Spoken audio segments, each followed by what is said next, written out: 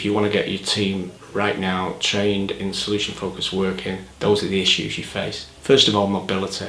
Even before social distancing and the pandemic shut down, it was difficult to get groups together.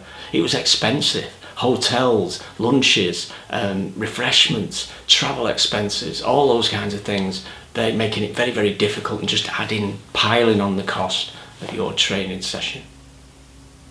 The other one is, of course, is membership. And what I mean by membership is when you've finished your training, usually that's it. The trainer gets in his car and goes and you're left to your own devices. But it's not like that with us.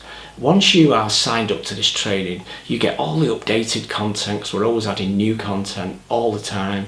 And you are able to recap and revisit at any time that you want.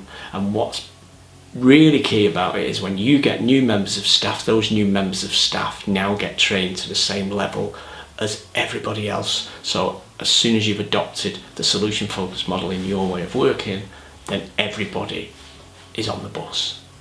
And the knock-on effect from all of that is money.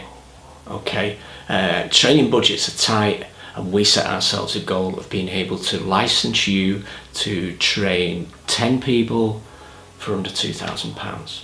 I think that's pretty good.